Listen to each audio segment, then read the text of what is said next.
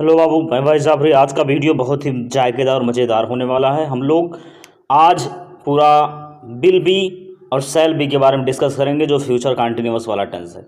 आज का दिन बहुत ही मज़ेदार होने वाला है। बस बने रहिए हमारे साथ और सुनते रहिए हमारी बातों को। तो first of all you are looking at here. या देखिए, लिखा है सालू तुम्हारा इंतजार कर रही होगी। जो सालू, सबसे पहले देखा जाए कि अगर हमें लिखना हो तो कैसे लिखा जाता। देखिए बाबू, हमारे ये भरसक प्रयास रहता कि आप सिर्फ लाइन को रट्टा मार के याद ना करें, आप इंग्लिश स्पीकिंग करके सीखें, आप खुद ट्रांसलेट बना सकें। हमारा ये मेन उद्देश्य है। तो इसीलिए अगर आप नए आए हो चैनल पर तो सब्सक्राइब करके बेल आइकन दबा लें। आपके मोबाइल के फ्रंट पेज पे तुरंत आकर आप नॉलेज गेन कर सकते हैं। तो चलिए शुरू करते हैं। सबसे पहले सालू जो है, ध्यान सुने हमारी बात। सालू को सब्जेक्ट माना गया है, कर्ता। तो सालू लिखा गया, फिर उसके बाद हेल्पिंग वर्ब लिखा जाता है। क्या? विल बी या शैल बी। सालू अकेले है तो इसीलिए विल बी।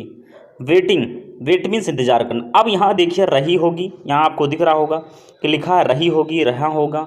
तो जब रही होगी, रहे होंगे तो पहचान होता है ये फ्यूचर कंटिन्यूअस का। अगर रहा है, रही है, रहे तो प्रेजेंट कंटिन्यूअस का। अगर रहा था, रही थी, रहे तो पास्ट कंटिन्यूअस का। तो यह पहचान है फ्यूचर कंटिन्यूअस का। तो सबसे पहले सब्जेक्ट सालू, फिर विल बी, फिर waiting, wait first form plus ING लगाया जाता है। तो फर्स्ट फॉर्म हो गया प्लस आईएनजी। फिर फॉर यू, तुम्हारे लिए, मैंने तुम्हारा, तुम्हारा इंतजार कर रही है। खत्म। तो अब जान लें। अब मान लीजिए कुछ नहीं समझ में आया तो एक हम ट्रिक बताए हैं आपको। अगर आप चैनल पे नए आए हों तो इस ट्रिक को जानते हो। अगर एक जानते होंगे तो बेहतर है, नहीं जानते तो देख लीजिए, बहुत बेहतरीन ट्रिक है। तो सबसे पहले यहाँ देखें आप, इसका एक ट्रिक हम बनाए हैं, यस एच एम ओ सी। तो जो यस क्या है, एच क्या हम बता रहे हैं आपको। S for subject, H for helping verb. S for होता है subject, H for helping verb, M for main verb, O for object, C for complement. कहोगे ये क्या भैया? तो सबसे पहले बाबू आप यहाँ देख रहे होंगे जो लाइन लिखा है, तो इसी के माध्यम से आप पूरा लाइन लिख लेंगे। कहोगे कैसे? आइए दिखाते हैं एग्जाम्पल के तौर पे। तो यस फॉर सब्जेक्ट, सालू सब्जेक्ट हो गया, करता।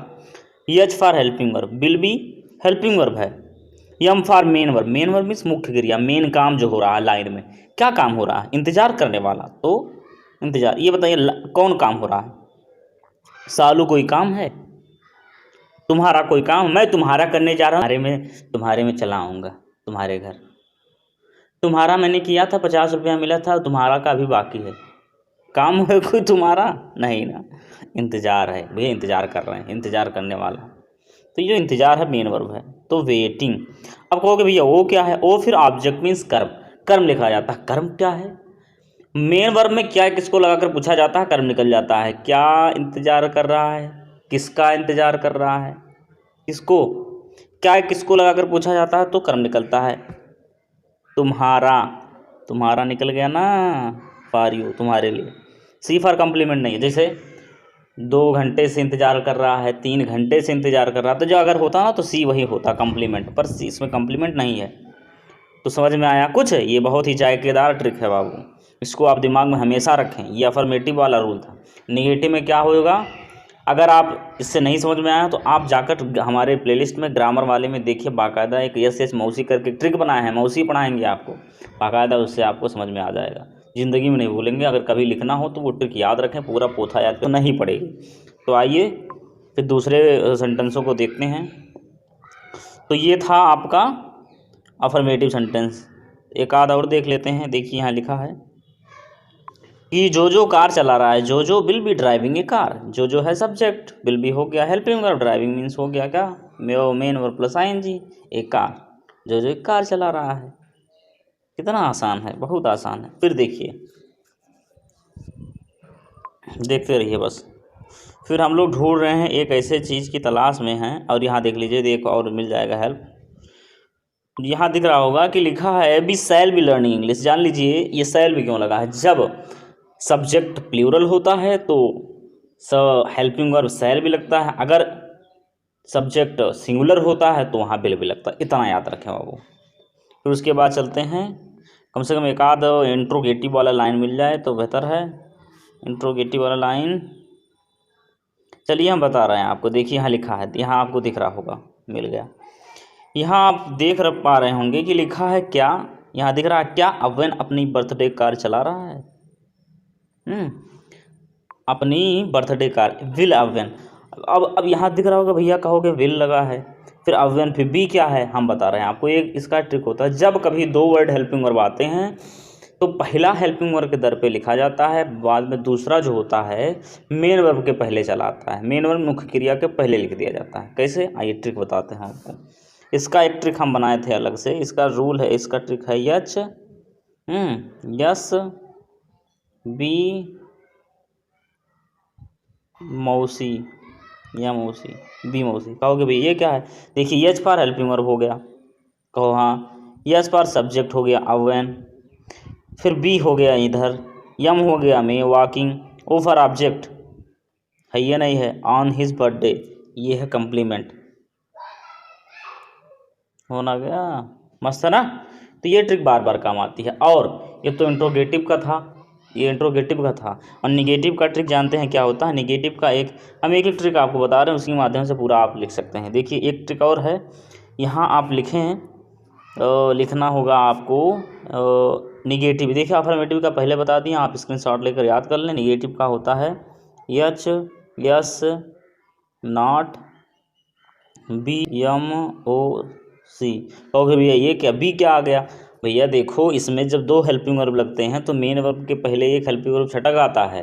कहोगे दो हेल्पिंग वर्ब क्या है, हम बता रहे हैं, दो हेल्पिंग वर्ब मीन्स जो ऐसा लिखा नहीं है ना, विल बी, बिल फिर बी, तो ये जो बी है ये सेकंड वाला है, ये जो बिल है ये फर्स्ट वाला हेल्पिंग वर्ब है। तो इसी को कह रहे हैं, जो ये जो है ना दूसरा, ये छटक कर मेन वर्ब के पहले आ जाता है, बाकायदा सूत्र वही सब रहेगा। और जब इंट्रोगेटिव निगेटिव दोनों आ जाएंगे तो H S not B M O C, फिर वैसे टोटल रहेगा, कोई बदलेगा थोड़ी, बस कंप्लीट हो गया।